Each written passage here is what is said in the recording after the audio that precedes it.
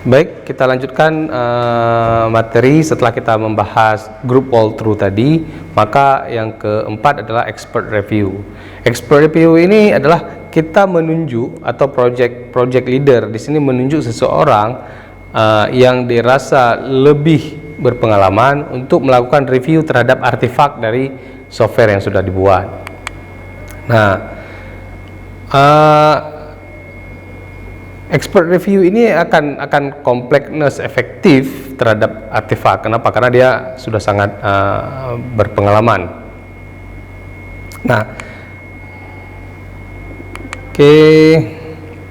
selanjutnya adalah managerial review. Setelah ada expertise, ada yang terakhir itu managerial review. Managerial review is performed by the person who directly supervise the author of the artifact. Jadi misalkan di dalam sebuah project itu ada tim yang mana tim tersebut misalkan si author, si programmer itu memiliki manager di atasnya yang melakukan supervisi terhadap si programmer yang menjadi author dari kode tersebut.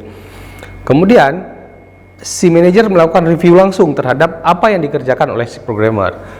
This review is the final step before promoting the artifact to the next level. Jadi sebelum artefak atau source code yang dibuat tadi itu bisa melanjut ke tahap selanjutnya, maka dilakukan final review oleh manager. Nah, a managerial review is cursory review and it does not delve into the detail of the artifact. Jadi si managerial ini tidak masuk lagi ke detail, dia tidak melihat baris per baris seperti yang dilakukan expertise, group atau independent tadi. Nah, dia hanya melakukan ya ringkasan saja apa yang dilakukan. Nah, tahapannya bisa kita lihat, misalkan dia memastikan bahwa semua artefak itu sesuai dengan produk yang dibangun. Kemudian well developed. Nah, ya, kemudian apa yang dibutuhkan, informasi yang dibutuhkan itu tidak missing dari artefak. Jadi semuanya ada. Nah, ini langkah-langkah yang dilakukan. Nah, selanjutnya ada namanya pitfall dan best practice in walkthrough. Baik. Nah, tahapan selanjutnya selain walkthrough, yang kedua, yang tadi kita melihat tools yang bisa dipakai dari audit, yaitu inspection. Nah, di inspection ini memastikan bahwa semua komponen yang dibutuhkan siap untuk dilanjutkan kepada tahapan selanjutnya. Nah, output dari inspection ini adalah sistem pass or fail. Jadi sistem tersebut layak dilanjutkan atau gagal. Kalau pass, dia continue to the next stage. Kalau fail, maka dia akan dilakukan perbaikan, ya. Kemudian baru dilakukan inspeksi selanjutnya. Nah, sama seperti walkthrough tadi, di inspeksi juga akan melahirkan sebuah dokumen. Nah, dokumen ini adalah dokumen untuk pemeriksaan dari software tadi. Adapun langkah-langkahnya, yang pertama adalah inspection scenario. Dari inspection scenario, system testing, readiness inspection. Nah, kemudian acceptance, ada beberapa skenario ya. Yang pertama system testing readiness inspection, kemudian acceptance testing readiness inspection, delivery readiness inspection. Nah, kita lihat yang pertama. Yang pertama system testing readiness inspection. Ini memastikan bahwa semua komponen yang dibutuhkan itu diletakkan, dijalankan pada sistemnya, ya. Misalkan pada web base, nah, konfigurasi yang dibutuhkan itu berjalan dengan benar.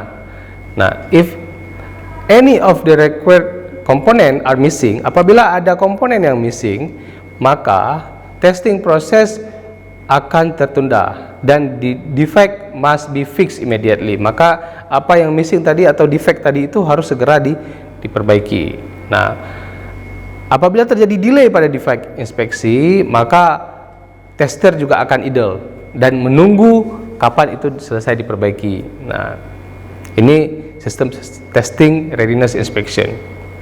Apa yang akan diinspeksi?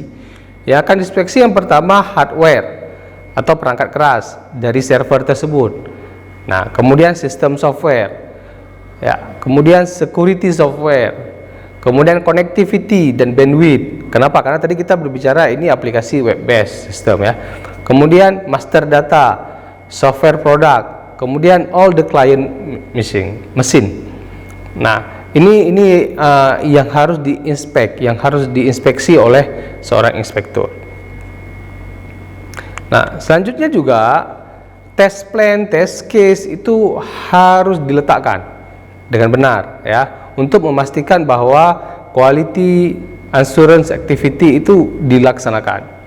Nah, kemudian all tester, semua penguji harus disampaikan, harus di-brief terlebih dahulu apa saja yang akan di testing.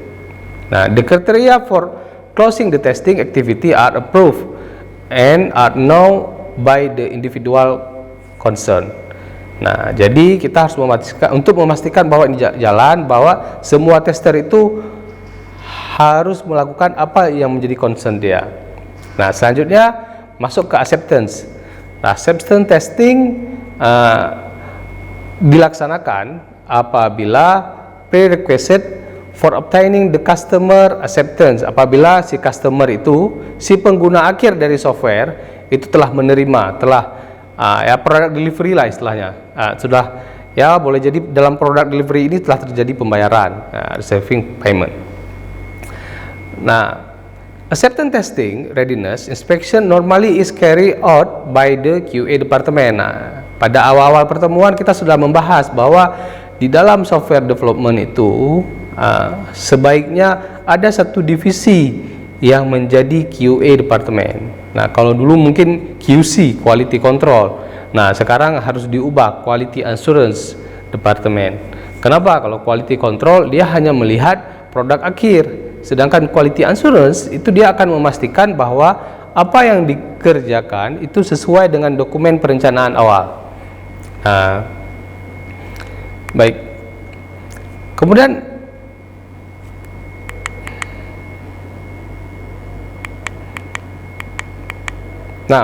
best practice untuk inspection adalah conducting inspection at least before system testing.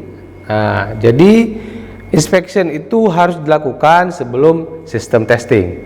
Nah, and the acceptance testing and before delivering the software product to the customer. Nah, ini harus dipastikan bahwa inspection itu dilakukan sebelum delivery, jangan setelah delivery kemudian dilakukan inspeksi.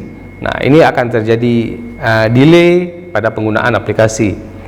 Nah, kemudian staff dari QA departemen ini harus merupakan spesialisasi seorang inspektur ya, supaya apa? Supaya dapat melakukan inspeksi yang lebih baik. Nah, tahapan selanjutnya daripada memastikan software ini berjalan dengan baik adalah setelah walkthrough, kemudian inspection, yang ketiga adalah audit. Audit akan kita bahas setelah pesan-pesan berikut ini.